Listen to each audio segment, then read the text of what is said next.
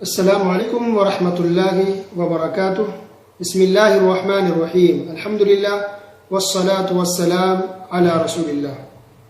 اعوذ باللہ من الشیطان الرجیم، بسم اللہ الرحمن الرحیم۔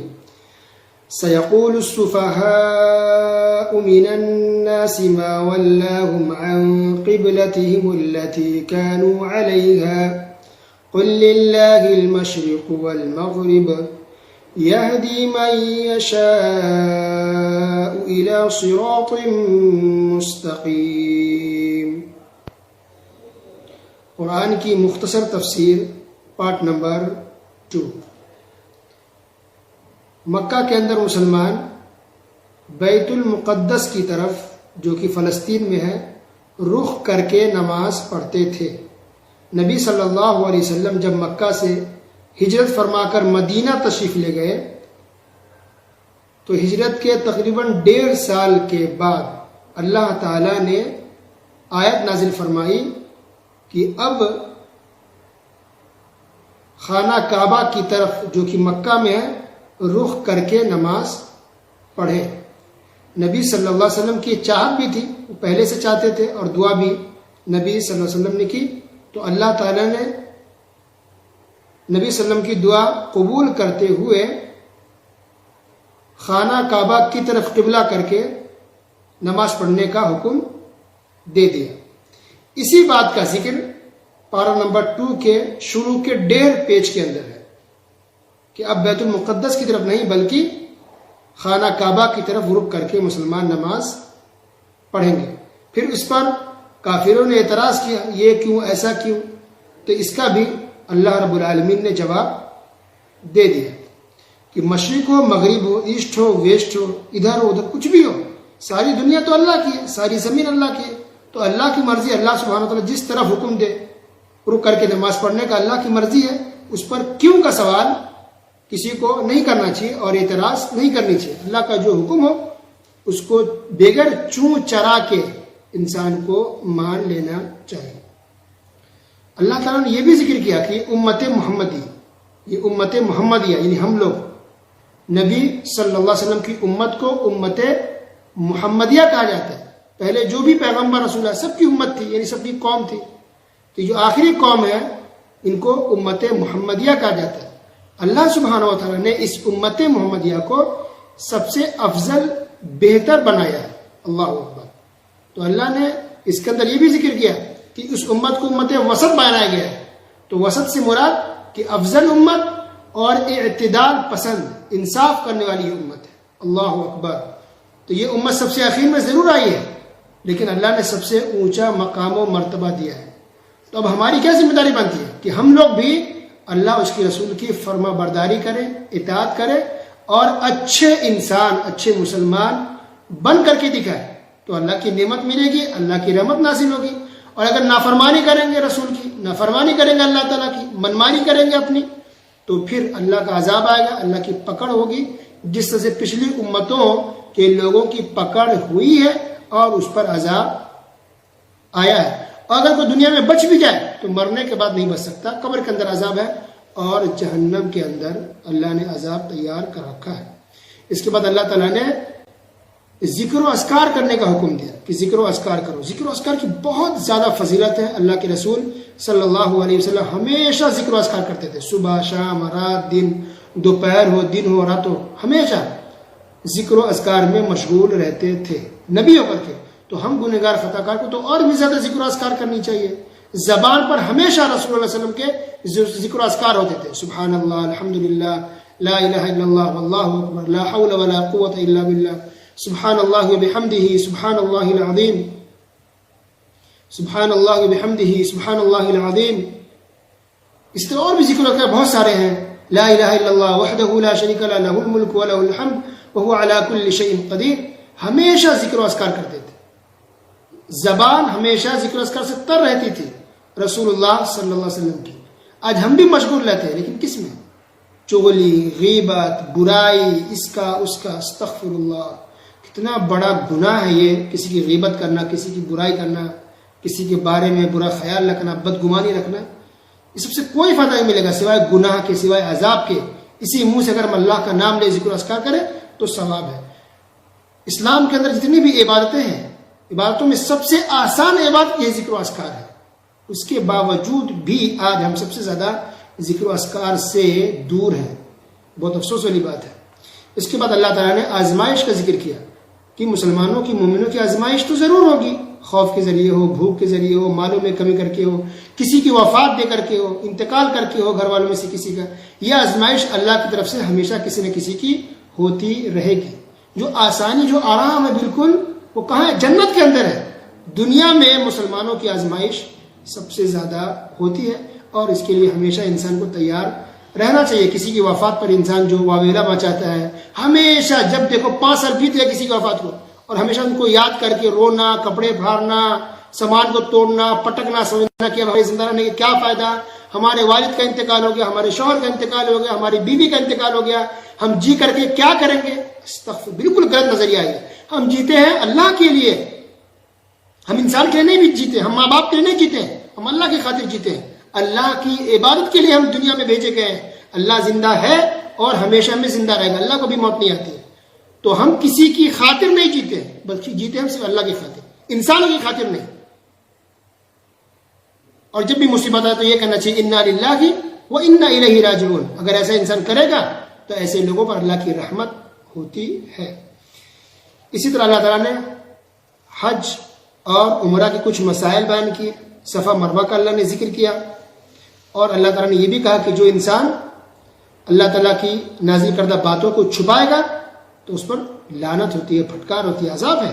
بلکہ حدیث کے اندر یہ کہا گیا کہ جو انسان حق بات کو چھپا لے، نہ بیان کرے لوگوں سے، یا آپ کسی سے نہ کہیں، چھپا کر رکھے، تو اس انسان کے منہ میں آگ کی لگام لگائی جائے گی۔ اللہ اکبر۔ اس لیے کہتے ہیں نا، توحید ہے بولیے، شرک ہے واضح کہ یہ شرک ہے، بدعت ہے بولیے کہ بدعت ہے، چپ چاپ نہیں، ناراض نہ ہو جائے، برا نہ مان جائے۔ شادی کسی کی ہو رہی ہے، بدعت، خرافات، رسم و رواج، فضول خرچی، سب چپ چاپ ہے، ہونے دو، بولیں گے برا مان جائیں گے، برا لگے گا۔ اللہ کو منہ کھولنا چاہیے، بولنا چاہیے، حق کی آواز انسان کو اٹھانی چاہیے، چاہے برا لگے تو لگنے دے۔ پھر اللہ نے توحید کی دعوت دی، الہکم الہ واحد لا الہ الا هو الرحمن الرحیم، کہ تم سب کا معبود ایک ہی ہے، سب کا، مسلمان ہو، ہندو ہو، کرسچن ہو، یہودی ہو، سب کا معبود اکیلا اللہ ہے۔ یہ الگ بات ہے کہ لوگ بھٹکے ہوئے ہیں، صحیح معبود کی طرف نہیں آ رہے، بتوں کی، غیر اللہ کی پوجا کر رہے ہیں، ورنہ حقیقت میں ان کا بھی معبود وہی ہے جو ہمارا ہے، اور وہ ہے اللہ رب العالمین۔ پھر اللہ نے ذکر کیا محبت کی، کہ انسانوں کی دلوں میں سب سے زیادہ محبت اللہ تعالیٰ کے لیے ہونی چاہیے۔ ہمارے دلوں میں محبت اللہ تعالیٰ کی سب سے زیادہ ہونی چاہیے، یعنی ہم سب سے کس سے محبت کریں گے؟ اللہ سبحانہ و تعالیٰ سے، اس کے بعد رسول اللہ صلی اللہ علیہ وسلم سے، اس کے بعد کسی سے کریں گے۔ اگر اس محبت کے اندر کمی ہے تو ہمارے ایمان کے اندر کمی ہو جائے گی، اور اس محبت کا پتہ چلتا ہے اطاعت اور فرمانبرداری سے۔ اگر ہم دعویٰ کرتے ہیں اور اللہ کی بات نہیں مانتے، اس کا مطلب ہے کہ محبت میں کمی ہے۔ دیکھیں کسی کو کہ محبت کر اس کی بات نہ مانے، ایسا نہیں ہوتا ہے۔ محبت کا تقاضا یہ ہے کہ اس کی بات مانی جائے، اس کی خوشی میں انسان خوش ہو، اس کی ناراضگی میں انسان ناراض ہو، اس کو کہتے ہیں سچی محبت۔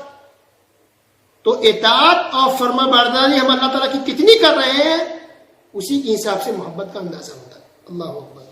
پھر اللہ نے یہ بھی ذکر کیا کہ جو لوگ اپنے بڑوں کی غلط چیزوں میں پیروی کرتے ہیں، شرک اور بدعت کرتے ہیں، ایسے ہی لوگ قیامت کے دن اعلان کر دیں ہم تم کو نہیں جانتے۔ سورہ بقرہ آیت نمبر 166۔ جو لوگ درگاہوں، مزاروں پر جاتے ہیں یا شرک بدعت کرتے ہیں بڑوں کی وجہ سے، ان کو چاہیے کہ آیت پڑھ لیں، سورہ بقرہ آیت نمبر 166، کہ یہی بڑے آپ کا ساتھ قیامت کے دن چھوڑ دیں گے۔ یہ جو اعلان کرتے ہیں نا کہ وظیفہ کرو بزرگوں، اولیاءوں کی، پیروں، فقیروں کی، وہ آپ کو بچا لیں گے جہنم سے، وہ آپ کو جنت میں ساتھ میں لے کر جائیں گے، ان کا دامن پکڑ کے رکھو، یہ ساری جھوٹی باتیں ہیں۔ یہ آپ کو جھوٹا دلاسا دیا جا رہا ہے، جھوٹے دعوے آپ سے کیے جا رہے ہیں، یہ جھوٹ ہے۔ کبھی بھی کسی بزرگ ولی نے یہ دعویٰ نہیں کیا کہ ہم سب کو لے جائیں گے، اور جو یہ دعویٰ کرے بزرگ ولی نہیں ہو سکتا۔ تو نفسی نفسی کا عالم ہوگا قیامت کے دن، تم انبیاء رسول بھی اللہ اکبر پریشان ہوں گے، ڈرے خوف میں ہوں گے، تو بزرگ ولی کی کیا چلے گی جب رسول کی نہیں چلے گی اللہ کے سامنے؟ تو ہمارے اعمال ہمارے ساتھ ہوں گے۔ پھر اللہ نے یہ بیان کیا کہ اگر کہا جاتا ہے لوگوں سے کہ تم توحید پر آؤ، قرآن و حدیث پر آؤ، صحیح بات پر آؤ، تو لوگ کیا کہتے ہیں کہ ہم نے تو باپ دادا کو یہ کام کرتے دیکھا ہے، ہم باپ دادا کے طریقے پر چلیں گے۔ آج مسلمانوں کا جواب بھی یہی ہوتا ہے، گویا کہ یہ جواب دینا کہ ہمارے باپ دادا پرکھوں سے یہ کام ہوتے چلا آ رہا ہے، تو یہ جواب کافروں کا تھا۔ لوگوں نے کیا کیا، باپ داداؤں نے کیا کیا، ان کو چھوڑ دیں۔ اب ہم کو کیا کرنا وہ دیکھیں، ہمیں قرآن و حدیث کے حساب سے چلنا، ہم کو حق بات پر عمل کرنی ہے، اس کا ذمہ دار اللہ تعالیٰ نے بنایا ہے۔